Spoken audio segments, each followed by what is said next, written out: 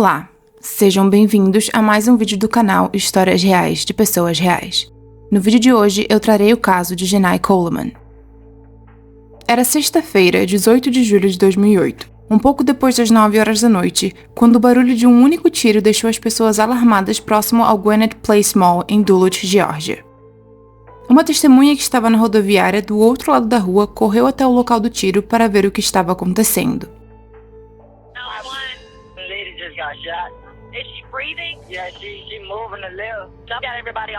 Paramédicos e detetives chegaram na cena do crime e encontraram uma mulher afro-americana deitada no chão com um tiro em seu peito. Ela foi estabilizada e levada ao hospital, onde mais tarde ela acabou não resistindo e vindo a óbito. Mais tarde, a vítima foi identificada como Jenai Coleman. Jenai Coleman, filha de Geraldine Robert Coleman, nascida em 2 de outubro de 1967 em Elkhart, Indiana. Ela foi a terceira de 5 filhos. Tinha 2 irmãs, chamadas Rhonda e Camélia, e 2 irmãos, chamados Edwin e Vincent. Jenai e sua família eram cristãos, eles colocavam sua fé acima de tudo. Seus pais eventualmente divorciaram, mas continuaram amigos e dividindo todas as responsabilidades da família.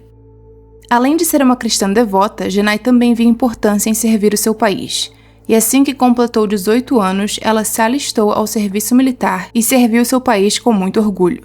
Depois de completar o serviço militar, ela voltou para casa e decidiu se tornar professora, já que uma de suas grandes paixões era ensinar. O amor de Jenai por crianças se estendeu além da sala de aula. Jenai também abriu as portas de sua casa e de seu coração para 3 meninas. Jenai adotou Lacache, Felícia e Adriana, e as 4 viviam juntas como uma família em Duluth, Geórgia. Com apenas 40 anos, Jenai recebeu uma certificação que lhe permitiu abrir a sua própria creche, um sonho que ela já carregava consigo há algum tempo. Mas esse sonho foi tragicamente interrompido por um único tiro.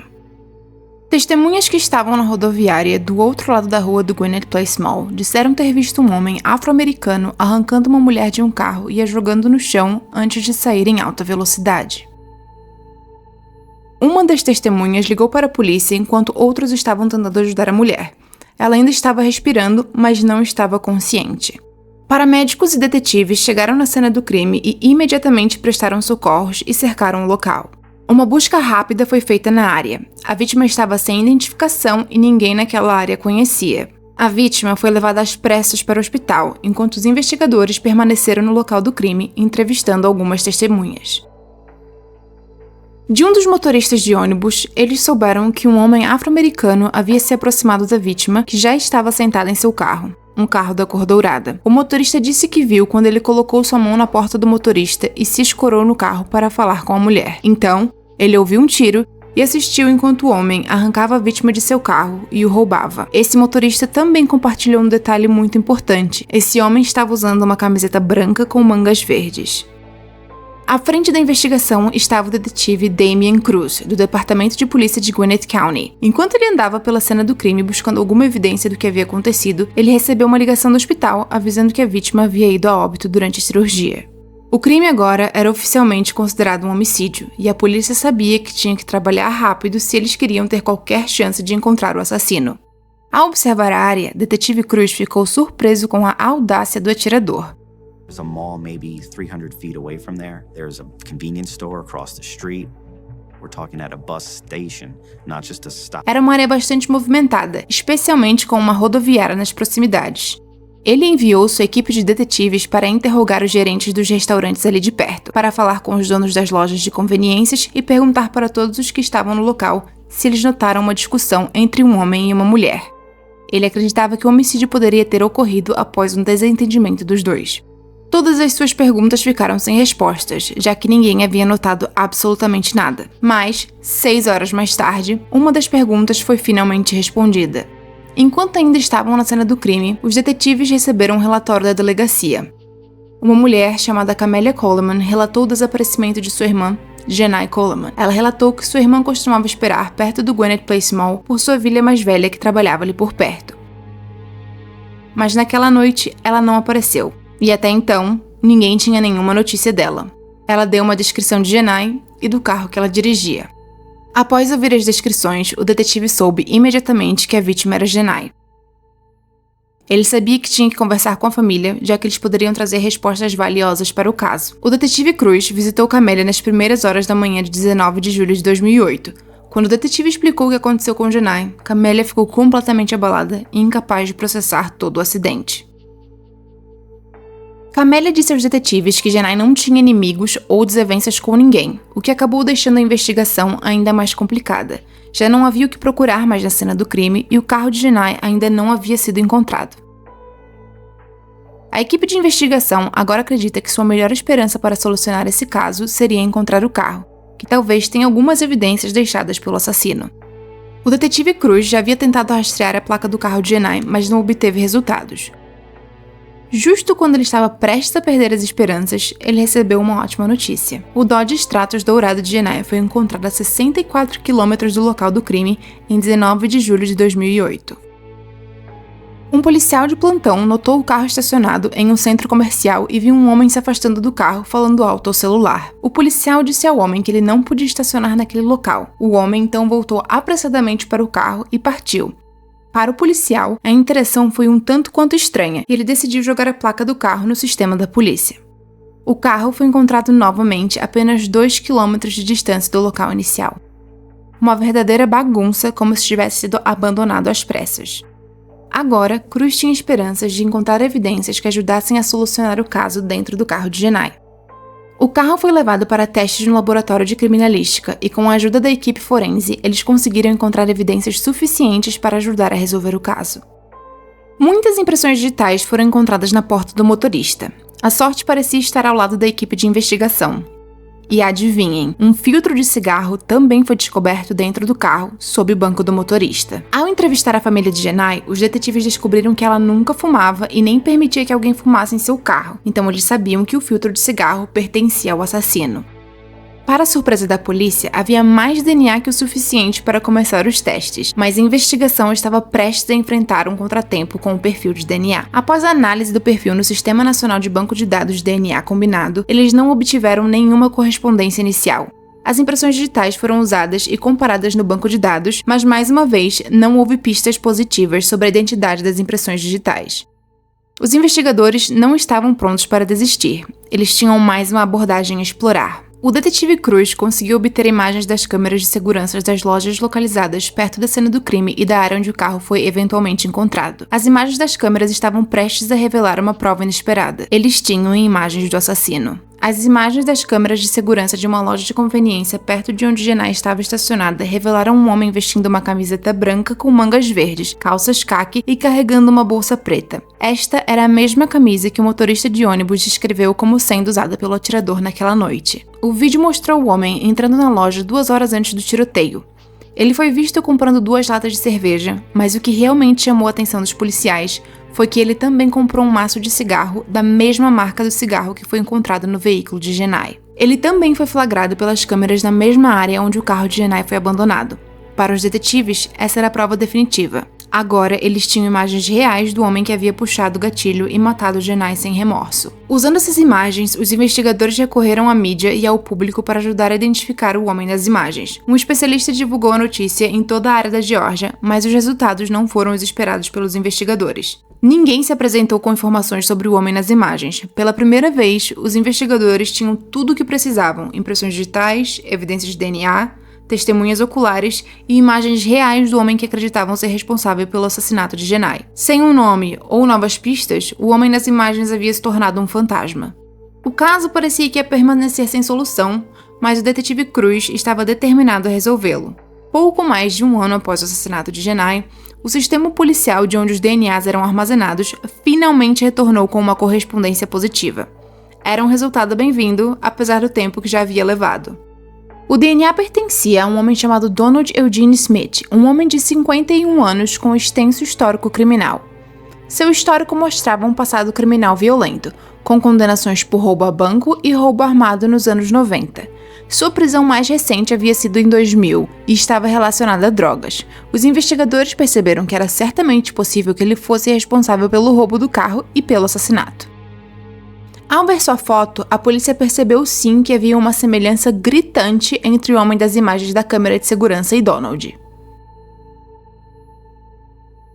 Os investigadores visitaram a família de Jenai e lhes deram o nome do homem e mostraram sua foto. Ninguém nunca ouviu falar de Donald Smith e também disseram que Jenai nunca mencionou ninguém com esse nome. Agora, os investigadores sabiam que o assassinato foi um ato de violência aleatório.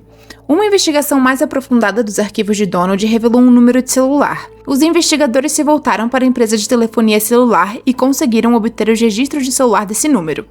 A correlação entre a atividade do celular e as torres de celular e a localização do tiroteio onde o carro de Jenai foi encontrado mostrou alta atividade naquela região. Eles também notaram que o número foi usado em um currículo feito por Donald anos antes. Ao falar com o gerente da empresa, ele também confirmou que Donald era o mesmo homem no vídeo da câmera de segurança. E isso, junto com as evidências de DNA e as imagens de vídeo, era mais do que suficiente para os detetives efetuarem a prisão. Em 3 de fevereiro de 2010, Donald Smith foi preso em um abrigo para pessoas sem teto na Geórgia. O detetive Cruz imediatamente notificou a família de Jenai, que ficou aliviada com a notícia. Os investigadores se prepararam para se sentar com Donald e obter as respostas de que precisavam, mas o caso estava prestes a tomar um rumo estranho e inesperado. Os investigadores questionaram Donald extensivamente sobre seu envolvimento no assassinato de Jenai Coleman. Ele negou ter conhecido Jenai ou roubado o carro dela. Really, it's about this vehicle, okay? I'm going to ask you questions. Have you ever seen this vehicle before or been in it? No, I have not. Have you ever met this woman before in your life?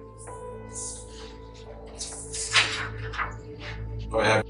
That vehicle you said you've never seen before, and the woman you've never seen before, okay? Your DNA ended up in that car. That's interesting because my DNA couldn't have been in that car because I've never been in that car. A picture, basically on a computer. I want you to look at it and let me know if you recognize it as yourself or not, okay? This is the day I'm talking about. Oh, was it this guy right here? Yeah. You're saying that's not you? That is definitely not me. I don't have a shirt like that. I can't see the face of the person, but that's not me. Os investigadores não estavam conseguindo avançar com o interrogatório, pois Donald continuava negando seu envolvimento. And then your cell phone number at the time was 404-200. Correct? No, that was not mine. That was my brother's phone number. Eles pediram a ele que fizesse um teste de polígrafo para determinar se estava sendo sincero em suas respostas. Os resultados do teste não foram favoráveis a Donald, mostrando que ele estava sendo enganoso em suas respostas. Quando perguntado se conhecia Jenai Coleman, sua resposta mostrou um certo nível de verdade, mas quando perguntado se reconhecia a pessoa nas imagens da câmera de segurança, mostrou engano. Após o teste de polígrafo, Donald parecia abalado segundo os investigadores. Ele foi autorizado a fazer uma pausa para fumar um cigarro. O detetive Cruz decidiu segui-lo até a área de descanso e notou que a marca de cigarro que ele fumava não era a mesma que foi encontrada no carro de Jenai. Após a pausa para o cigarro, ele retornou à sala e explicou calmamente uma teoria científica que estava prestes a virar o caso de cabeça para baixo. DNA is split between 10 twins. It's indistinguishable. They share DNA, identical twins.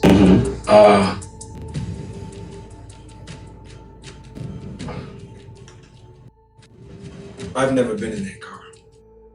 Donald tinha um irmão gêmeo chamado Ronald, que ele identificou como homem nas imagens de vídeo. Ele disse à polícia para perguntar aos pais e à irmã sobre quem eles acreditavam estar nas imagens. O detetive Cruz temia que isso pudesse acontecer. Após ler o arquivo de Donald, ele descobriu que Donald era gêmeo de outra pessoa, e gêmeos idênticos compartilham DNA. Todo o caso dependia de saber se eles tinham prendido o gêmeo certo, e foi uma corrida para reavaliar tudo o que sabiam sobre o caso. Como eles provariam, acima de qualquer dúvida para um júri, que eles haviam prendido o gêmeo certo? Foi quando os investigadores lembraram que tinham uma peça final de evidência científica: impressões digitais. Embora o DNA seja o mesmo em gêmeos idênticos, as impressões digitais nunca são iguais em duas pessoas, nem mesmo em gêmeos.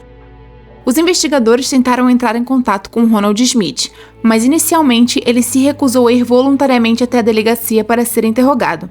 Mais uma vez, recorreram ao provedor de rede de celular para encontrar o suspeito. Ele foi descoberto escondido na casa de sua família. Seus pais e irmã não tinham conhecimento do crime que ele supostamente cometeu em 2008. A pedido de Donald, os investigadores mostraram à família as imagens das câmeras de segurança. Todos os três concordaram que a pessoa era, de fato, Ronald e não Donald, com base em sua maneira de andar e estilo de se vestir. Ronald foi preso em 5 de fevereiro de 2010 e levado à delegacia, onde foi interrogado sobre o assassinato de Jenai Coleman. No entanto, Donald não foi libertado, já que os investigadores não queriam correr nenhum risco de soltar um homem errado. Porém, com Ronald, as coisas começaram a fazer mais sentido. O celular usado por Ronald era o mesmo usado pelo assassino em ambas as cenas do crime. Os cigarros que Ronald fumavam eram os mesmos encontrados no carro de Jenai.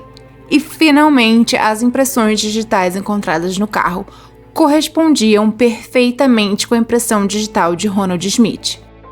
Agora, tudo o que eles precisavam era de uma confissão. Primeiro, os detetives começaram apresentando as evidências que tinham contra Ronald. This is it. After we conclude here in the next few minutes, you'll be taken over to the county jail. And the next time that you see Detective Cruz will be the preliminary hearing. He will present everything he has on the case, which is overwhelming. I mean, video, DNA, prints, phone records. Quando isso não funcionou, tentaram a abordagem emocional e perguntaram por que ele havia matado Jenai Coleman. This is the woman, okay? Her name was Jenai. Okay? She had 3 adopted children. She was a school teacher. Her family, they're very religious people. They were more just wanted to know why than anger. And I promised them I would at least ask. I swear I just can't say right now. Okay. Ronald ficou fisicamente perturbado e começou a se sentir sobrecarregado, pedindo uma pausa. Ele foi deixado sozinho com a foto de Jenai na sala de interrogatório, enquanto os detetives o observavam do outro lado do espelho. O detetive Cruz disse em entrevistas posteriores que Ronald começou a olhar para a foto de Jenai e pedir desculpas pelo que havia feito. Após a pausa, os detetives voltaram e afastaram a câmera de Ronald para aliviar a pressão sobre ele. Foi então que ele fez uma confissão. Guilty. I don't know why. It was an accident. It was a hair trigger. This is my auto revolver. It was 357. It was 5 shots. And then I went somewhere before I ended up doing something stupid again. I took the car down to the forest park there. No. You know, her family, this was something they really wanted to know as far as closure, okay? You can tell them that taking someone's life was not in the mix. It was no part of the picture. You can tell them it was good. Thanks. Oh, thank you. I know that was difficult for you. But I thank you. Ronald foi preso pelo assassinato de Jenai Coleman em 6 de fevereiro de 2010 e detido na cadeia do condado de Gwinnett, sem direito à fiança. Com a confissão de Ronald, os detetives e promotores tinham tudo o que precisavam para prosseguir com o caso. Trabalharam duro para preparar um argumento à prova de balas que garantiria que o assassino de Jenai fosse preso por muito tempo. A seleção do júri para o julgamento ocorreu na segunda-feira, 22 de outubro de 2012. Com o julgamento de Ronald começando na mesma semana, a família tanto de Jenai quanto do suspeito Ronald estavam presentes. O júri ouviu o testemunho de especialistas e as teorias baseadas no que os investigadores encontraram na cena do crime e no carro. Donald, o irmão gêmeo de Ronald, também foi chamado para depor e explicou a confusão causada pelas evidências que levaram à sua prisão inicial pelo crime. Ele então jurou que não era a pessoa responsável por matar Jenai Coleman. Ronald viu o depoimento de seu irmão como uma oportunidade de levantar dúvidas sobre o caso. Ronald revogou sua confissão e colocou toda sua culpa em seu irmão Donald, alegando que seu irmão cometeu o crime. Quando os especialistas explicaram que as impressões digitais não mentiam, Ronald disse que suas impressões digitais estavam no carro porque ele ajudou a limpá-lo, mas esqueceu de remover suas impressões digitais na porta do motorista. Mas essa justificativa não colou. Em 26 de outubro de 2012, o júri deliberou por 2 horas antes de retomar ao tribunal com um veredito. Eles consideraram Ronald Smith culpado do roubo do carro e do assassinato de Jenai Coleman. Seu irmão, Donald Smith, foi absolvido de todas as suspeitas, e Ronald foi condenado à prisão perpétua, mais de 25 anos, pela juíza da Corte Superior, Melody Connor.